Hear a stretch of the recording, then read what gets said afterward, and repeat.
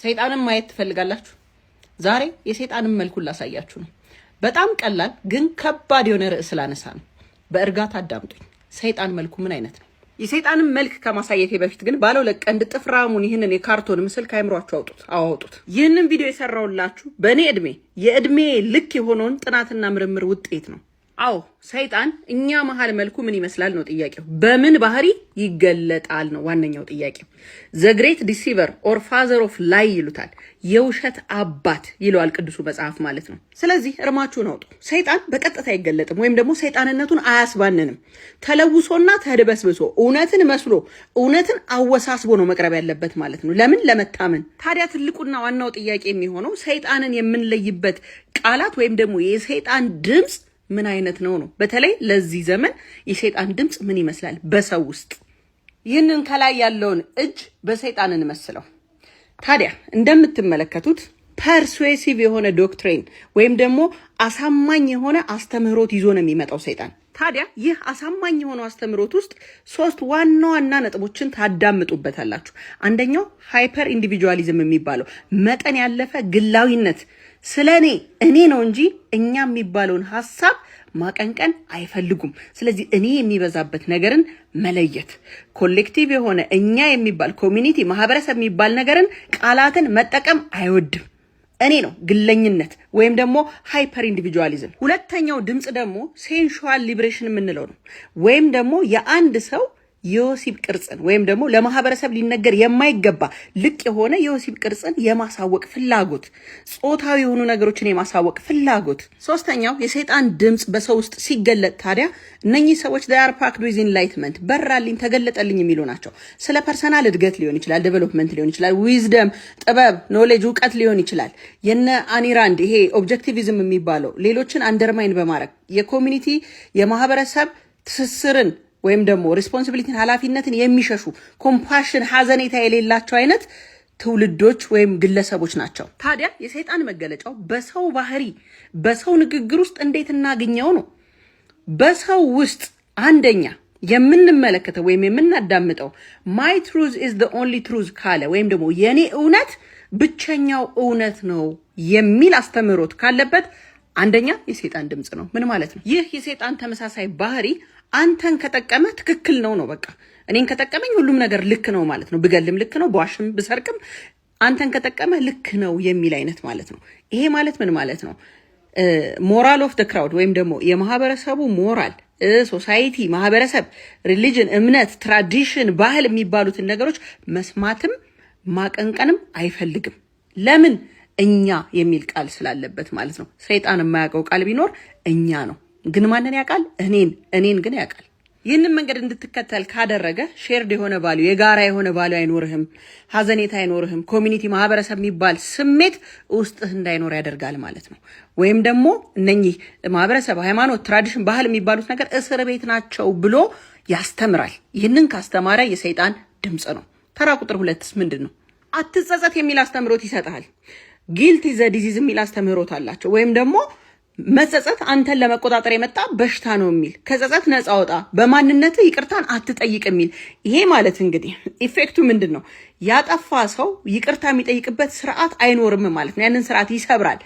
ጥፋት የሚባለው ነገር አንድም ማህበረሰብ እንደ ማህበረሰብ አቅፎ ያዘውን ልክ ያልሆነን ጀነራል ፋክት ከሆነ ልክ ካልሆነ ማህበረሰቡ የማይቀበለው ነገር ከሆነ መቀጣጫ ህጎቹ እንዳይሰሩ ወይም ደግሞ ሰው በስብራት ልክ ባለመሆኑ በማወቅ ለምሳሌ ልጅ ቢገል ለመግደልህ አትጸጸት ነው የሚለው ማለት ነው። አንተ ያ ሁነቱ ነህ ነው የሚለው። ስለዚህ በቤተ ክርስቲያን አስተምሮት ስንሄድ ሰው ተጸጽቶ ምን ያርግ ነው? አምላኩን ይምሰል ነው። ነገር ግን ከዚህ የሚቃረን ማህበረሰብ ውስጥ አጥፍቶ እንኳን የማይጸጸት ማህበረሰብ እንዲመጣ ወደ አምላኩ እንዳይመለስ የሚያደርግ አስተምህሮትን ያስተምራል ማለት ነው። ሶስተኛስ ቁንጽል ሐሳብን ብቻ አውጥቶ በአንድ በጌታ ብቻ ተደሰት ይላል።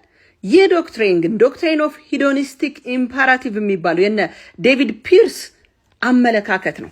ይሄ ማለት ህይወት አጭርና ትርጉም የለሽ ናት፣ ደስታ ምቾትህን ብቻ አስቀድም፣ ልምድ ውሰድበት፣ ተደሰት፣ ብላ፣ ጠጣ፣ ነገ ትሞታለህ የሚል አመለካከት ውጤቱ ምንድነው? ለአዲክሽን ለአጭር ጊዜ ብቻ ሐሳብ እንዲኖር ብዙ መስራት አለመፈለግን ብዙ ይዞ ተከትሎ የሚመጣ ማህበረሰባዊ ውድቀትን የሚያመጣ አመለካከት ነው። ስለዚህ የሰይጣን ድምጽ አንዱ ይሄ ነው። አራተኛው የሰይጣን ድምጽ ደግሞ ዋናው ጥንካሬ ነው። በቃ አዘኔታ ምናምን የሰነፎች የደካማነት ምልክት ነው ይላል። strength is everything and compassion is weakness ይላል ማለት ነው። ይሄ ማለት የሶሻል ዳርዊኒዝም ይሄ ሰርቫይቫል ኦፍ ዘ ፊተስት የሚባለውን አስተምሮት ያቀነቅናል። ወይም ደግሞ ዓለም ሄራርኪ ተዋረድ አላት። ጠንካራ የፈለገውን ይወስዳል። ልፍስፍስ መጎዳት አለበት፣ እንደው መጠቀም የለበትም። ድሃን መርዳት አያስፈልግም፣ በቃ ተፈጥሮ ህግ ነው ብሎ እንዲያስብ ያደርጋል። ይሄ ምንን ይፈጥራል? ተፎካካሪ የሆነ ትውልድን ወይም ደግሞ ሌላውን አጥፋው የሚለው ብለጠው የሚለው ጨክን የሚለውን ሜንታሊቲ ወይም ደግሞ አመለካከት ይሰብካል ማለት ነው። ታዲያ ይህ ቀላል የሚመስል ግን ከባድ መልእክት በሰዎች ውስጥ ሲገለጥ ፊት የነበሩ ኋላ ይሆናሉ፣ ኋላ የነበሩ ወደፊት ይሆናሉ የሚለውን አስተምህሮት ይክዳል። ቀጣዩ ደግሞ የተጠቂነት ሜንታሊቲ ዩ አር ቪክተም ይላል። አንተ ወይም አንቺ ተጠቂ ነሽ። ዶክትሪኑ ፐርፔቹዋል ግሪቬንስ ይባላል። ምንድነው አስተምህሮቱ? ለመውደቅ ወይም ለመውደቅሽ ምክንያቱ አንቺ አይደለሽም ወይም አንተ አይደለህም እንትና ነው ብሎ ጠቋሚ ነው። እነሱ ናቸው ይላል። አስ ቨርሰስ ዘም እኛና እነሱ ይላል። ታሪክን ብንመለከት እኛም ሀገር ስንመጣ የተለያዩ የዘር ክፍፍሎች ምኖች ስንል አስ ቨርሰስ ሰም እንዲህ እኮ የሆነው እንዲህ ስለተደረግን ነው የሚል ሜንታሊቲ። ይሄ ማለት ምንን ይከፍላል? ማህበረሰብን ይከፍላል። ጥላቻን እንደ ነዳጅ እንዲጠቀመው ያደርጋል ማለት ነው። ሶ ማበጣበጥ አንደኛ ዓላማው ይሆናል። ስድስተኛ የሰይጣን ድምጽ በሰው ሲገለጥ ታዲያ ነቲንግ ኢዝ ሴክሬድ ይላል። ምንም ሆሊ የሆነ መንፈሳዊ የሆነ ነገር የለም፣ የተከለከለም ነገር የለም፣ ሁሉም ላንተ የተፈቀደ ነው ይላል። ኒሂሊስቲክ የሆነ ፍሪደምን ወይም ደግሞ ህይወት ምንም ምናት አይነት አመለካከትን አንተ ውስጥ ይፈጥራል ማለት ነው። ሁሉም ገደብ ምናባዊ ነው፣ ኢማጂነሪ ነው። ሁሉንም ማድረግ ትችላለህ። ነቲንግ ማተርስ ምንም ነገር ማተር አያደርግም። የፈለግከውን ማድረግ ትችላለህ። ብቸኛ ኃጢአት ድብርት ብቻ ነው ይልሃል። ይህ የሰይጣን ድምጽ ነው። ታዲያ የእነዚህ ነገሮች ድምር ወይም ደግሞ ውጤት በግለሰብ ሲገለጽ መንፈሳዊ ባዶነት ይነበብባቸዋል። ባህልን አይወዱም፣ ተቋማትን ይጠላሉ።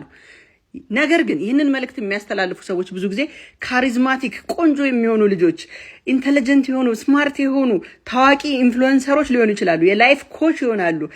ፊሎሶፈር ተፈላሳፊዎች ሊሆኑ ይችላሉ።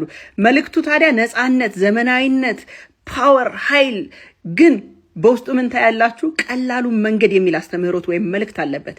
ታርጌቱ ታዲያ የበለጸጉትንም ያልተበረዘውንም ወይም የቆሰለ የተጎዳውንም ኩሩ የሆኑ ሰዎችንም በአጠቃላይ ሰይጣን እኔ ሰይጣን ነኝ እያለ ስለ ሰይጣንነት አያስተምርም። መነሻው መበልጸግን ሰብኮ መድረሻው ግን ግለኝነትን፣ መለየትን፣ አይሶሌሽንን፣ ኮንፍሊክትን፣ ግጭትን የሚያጠቃው ፍቅር፣ መስዋዕትነትና እምነትን ነው። በስተመጨረሻም ሰይጣንን የምትለዩበት ልዩ ምልክቱን ልንገራችሁ። ልዩ ምልክቱ መለያየት ነው። መለያየት፣ በዘር መለያየት፣ በጾታ ሴት ወንድ ማጋጨት መለያየት፣ ማህበረሰብን አንድ የነበረን መለያየት፣ ጋብቻን ትዳርን አንድ የነበረን ለሁለት መክፈል። የሰይጣን ልዩ መለያው ካራክተሪስቲኩ አንድ የነበረን ህብረትን መለያየት። ድሮ አንድ እምነት፣ አንድ ቤተ እምነት፣ አንድ ነገር አንድ አይወድም። ሁሌ ምን ማድረግ ይፈልጋል? መክፈል። ጓደኝነት መክፈል፣ ትዳር መክፈል፣ ሰው መክፈል፣ ማህበረሰብ መክፈል። ይህ ልዩ ምልክቱ ነው። ስለዚህ ፖድካስቶችን ስትሰሙ፣ ሰዎችን ስትሰሙ፣ እነኝን ድምጾች የምትሰሙ ከሆነ የማን መልእክት እንደሆነ ለዩበት። እኔ ተጎድቼ ለእናንተ ይህንን መልእክት አስተላልፍ ያለው። ሰላም ሁኑልኝ። ከራሴ ስህተት ለእናንተ ትምህርት። ሰላም ሁኑ።